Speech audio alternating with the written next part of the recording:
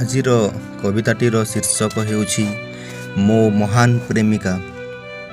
ତ କବିତାଟି ହେଲା, ସମାଜର ଶବ୍ଦରେ ବିଚଳିତ ଥିଲା ତା ମନ, ପରିବାରର ଚାପ ଭିତରେ ହରାଇଥିଲା ତାର ସ୍ୱପ୍ନ, ଆଖିରେ ଲୁହ, ହୃଦୟରେ ଗୁପ୍ତ ଅଭିବ୍ୟକ୍ତି, ଚୁପଚାପ ଜଣେ ଝିଅ ହେଇ ଶୁଣୁଥିଲେ ନୀତି।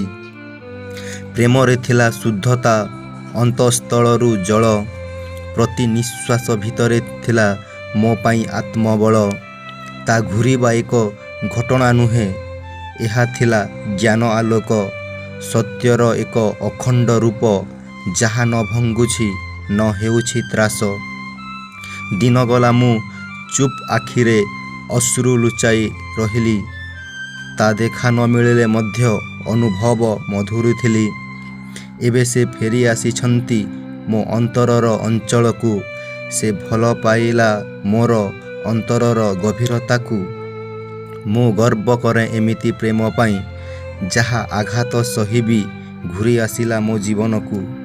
ତା ପ୍ରେମ ଆଗରେ ସମସ୍ତେ ଚୁପ୍ ଓ ନିର୍ବାକ୍, କାରଣ ଏମିତି ପ୍ରେମିକା ଜନ୍ମେ ଥାଏ କେବେ କେବେକା। ଏବେ ସେ ଆସିଛନ୍ତି ଶକ୍ତି, ଶ୍ରଦ୍ଧା ଓ ଭଲ ପାଇବା ନେଇ।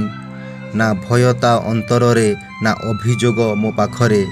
ତା ପ୍ରେମ ଅଭିନୟ ନୁହେଁ, ଏହା ଅନୁଭବର ଶାନ୍ତଧାରା।